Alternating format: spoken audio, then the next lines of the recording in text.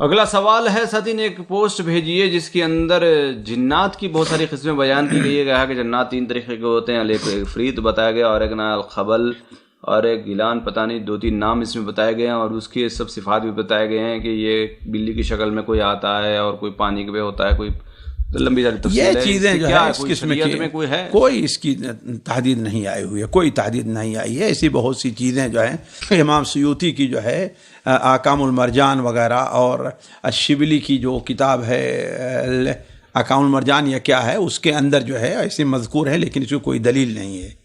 جی نہیں، جو کہتے ہیں کہ جنات بھی ہمارے ساتھ رہتے ہیں، یہ یعنی سچائی کیا ہے؟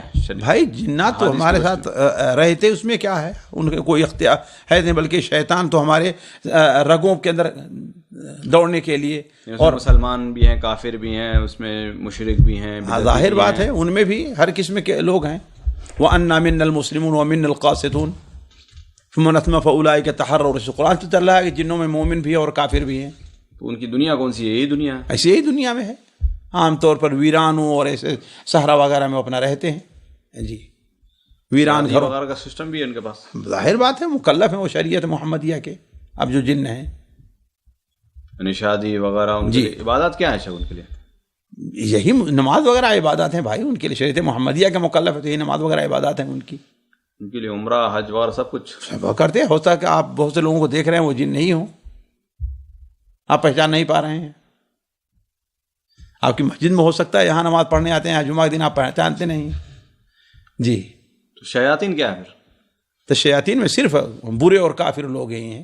وہ جنی ہیں، الگ ہیں. ظاہر بات کان من الجن، وہ جن کا ایک حصہ ہے.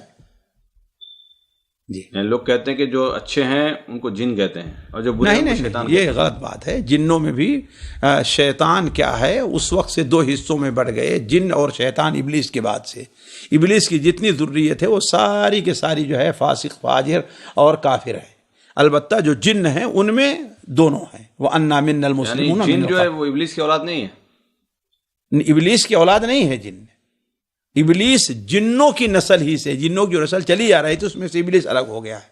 جیسے سارے کے سارے مسلمان ہیں کہ حنفی ان سے الگ ہو گئے، دیوبندی اس سے الگ ہو گئے. سارے کے سارے مسلمان ایک ہی ہے. سارے کے سارے اس کمرے میں کیا ہے، مثال کے طور پر جو ہے وہ ہندوستانی لوگ ہیں یا پاکستانی لوگ ہیں، جالیات ہیں، ان میں سے کوئی آدمی الگ ہٹ کر کے اپنا کوئی ایک شعبہ بنا لے. جی یعنی شروع سے ایک ہی چل رہا تھا، ابلیس ایک ہی تھا بس صرف. تو اللہ تعالیٰ ابلیس سے پہلے جنوں کا ثبوت تھا. جنوں کا ایک فرد ابلیس تھا. تو اللہ تعالیٰ اسی کو کیوں بلا سجدہ کرنے کے لیے؟ تو ہم تو سمجھتے ہیں بھائی اس لیے کہ وہ جو ہے فرشتوں کے ساتھ تھا وہاں پر. وہ جو ہے اس وقت ہے جنات کا سردار تھا. جناتوں کا سردار کیا تھا؟ فرشتوں کے ساتھ وہاں پر موجود تھا وہ. اس لیے اس حکم میں وہ بھی شامل ہوا. البتہ یہ ہے کہ دنیا کے اندر جن تھے اور بھی تھے، بلکہ حضرت عبداللہ طاقت ابلیس کے پاس ہے وہی طاقت جنات کے پاس بھی ہے. جنات کو بھی ہے، لیکن جنات مرتے اور جیتے ہیں، ابلیس مرتا نہیں ہے. کیا رہے گا وہ قیامت تک کے لیے اس کو مہلت دی گئی ہے. اس کی اولاد کو بھی؟ ہاں نہیں، اس کی اولاد میں صرف اس کو مہلت دی گئی ہے. تو اکیلا کیسے بہکائے گا سب کو؟ بھائی تو اس کی اولاد بھی ہے نا، لیکن ہے کہ اولاد مرتی جیتی ہے بھائی، لیکن وہ نہیں مرتا ہے. اللہ نے اس کو مہلت دی ہے. جیسے کہ اللہ کی حدیث والجن والانس یموتون، جن اور انس مرتے ہیں لیکن اللہ تعالیٰ کی ذات جو نہیں مرتی. ابلیس سے مرے گا لیکن کب؟ جب قیامت قائم و سور پھونکا جائے گا تو اس سے پہلے نہیں مرے گا. فانظرنی الی یوم یبعثون. یعنی صرف اسی اکیلے اکلوتے کو دی گئی ہے. جی جی، باقی سب مرتے اور جیتے ہیں. جیتے ہیں.